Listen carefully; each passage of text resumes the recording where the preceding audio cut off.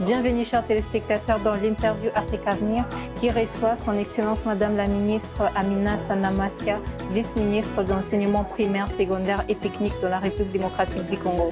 Bienvenue à vous Madame et merci de répondre à notre invitation. Merci, bonjour. Le chef de l'État a lancé la gratuité de l'enseignement dans toute l'étendue du territoire. Cette mesure qui permet de scolariser les élèves est une demande très forte pour la population, pour qui les écoles aient un budget important. Pensez-vous que cette mesure soit faite au moment opportun, son Excellence? Merci pour la question. Madame, je vous rappelle que la gratuité est constitutionnelle.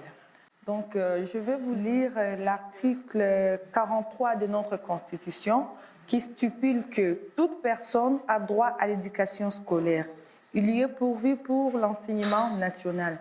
Mais la partie qui est plus importante ici est l'enseignement primaire est obligatoire et gratuit dans les établissements publics. C'est-à-dire, le chef de l'État n'a fait qu'appliquer de mesures constitutionnelles qui existent déjà. Oui, c'est arrivé au moment opportun parce que l'éducation doit être le pilier du développement de notre pays. Et étant un bon parent, alors il a voulu initier d'abord cette mesure constitutionnelle qui existait depuis pour que nos petits-enfants aient la possibilité d'aller à l'école et d'être éduqués. Au début de l'année 2021-2022, effectivement, il y a eu des mouvements de grève, mais ces mouvements de grève-là ne sont pas du tout liés à la gratuité de l'enseignement. Comme vous le savez, tout travailleur a le droit de réclamer. Et quand nous sommes arrivés à la tête du ministère, au début de l'année 2021-2022, nous avons subi quelques mouvements de grève partout en République. Et ces mouvements de grève n'étaient pas du tout liés à la gratuité de l'enseignement, mais par contre, c'était lié à l'amélioration des conditions de travail de nos enseignants. Et ensemble, nous avons eu le temps de Donc cette gratuité, avant d'être lancée, ça n'a pas pris le temps de vous voir, d'essayer de s'arranger pour que ça ait pas même changé. Avant, c'était les DGE qu'on donnait les résultats aux finalistes ou aux élèves qui venaient de secondaire.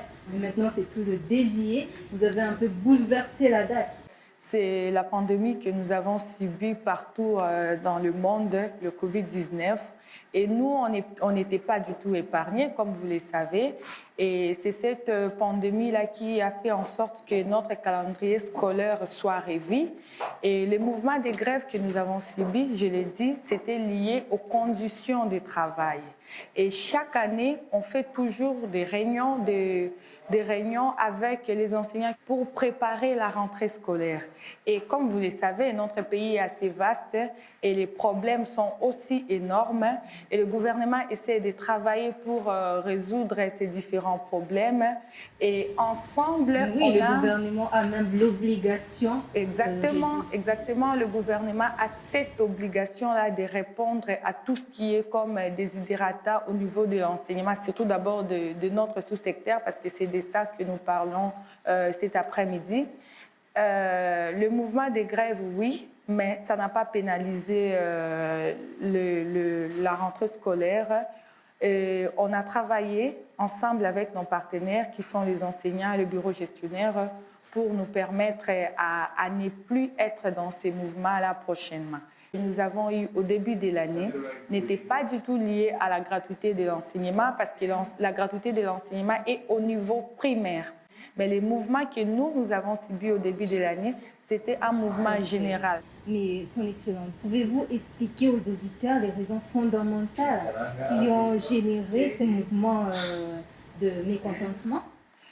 Ces mouvements étaient beaucoup plus liés au nombre des enseignants qui n'étaient pas du tout mécanisés. Alors, ils ne voulaient pas reprendre l'année scolaire sans savoir s'ils seront budgétisés, s'ils vont avoir leur salaire. Plus vous engagez les enseignants qui ne sont pas compétents ou bien passionnés par l'éducation, ils ont toujours tendance à créer des mouvements de grève pour essayer de pénaliser le calendrier scolaire.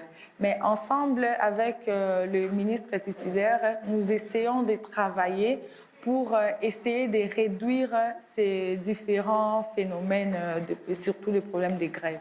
Merci, Son Excellence. Alors, Son Excellence, au niveau de moyens généraux, comment l'État que vous représentez pourrait faire pour améliorer les conditions de l'enseignement, inclus au niveau de province, ainsi de suite? Au début de l'année, nous avons tenu des assises à Mbuela Lodge, c'est-à-dire le gouvernement, banque gouvernementale avec le syndicaliste qui représentait les enseignants. Et ensemble, nous avons identifié les différents problèmes qui rongent un peu notre sous-secteur. Et on s'est donné des échéances pour répondre à ces différents problèmes. Parlant des mécanisations, comme je le disais tantôt, nous, quand on est arrivé à la tête du ministère, on a trouvé qu'il y avait plus de 240 000 enseignants non mécanisés. Mais au moment où je vous parlais, il y a au moins 74 000 qui sont déjà mécanisés. Et la mise à jour va continuer parce que le deuxième semestre commence déjà. Nous allons voir l'effectif qui existe encore, comment on peut les élaguer pour intégrer les enseignants réels qui existent. Mais aussi, ensemble avec le ministre Tony Mwaba, qui est mon titulaire, nous avons lancé le projet des pas d'école sans bas. Alors, il a y a effectué... Dans des provinces? Oui, dans des provinces. Et il a y a effectué 2 voyages de gens dans nos provinces, en Équateur et au Kasaï.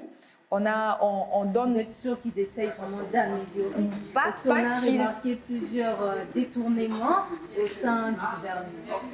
Pas qu'ils essaient d'améliorer, nous travaillons pour l'amélioration.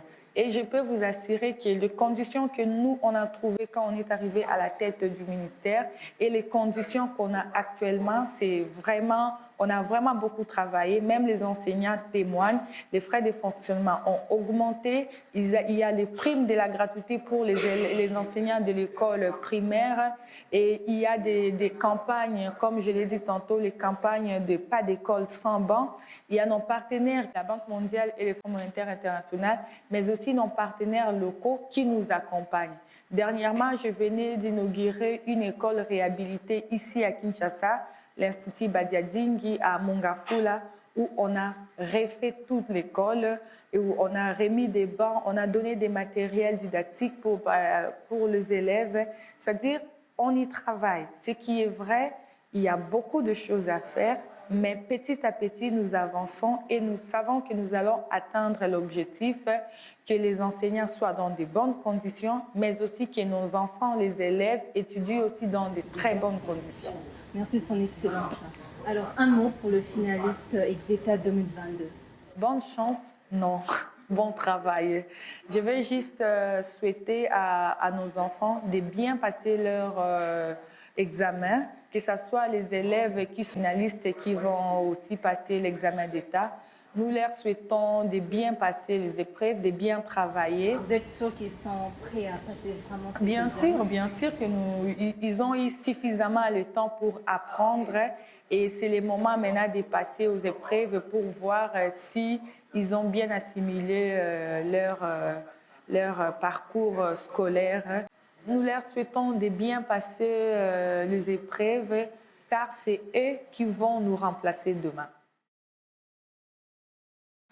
Je demande à nos jeunes d'être des vrais patriotes pour notre pays, travailler pour changer des conditions de vie actuelles.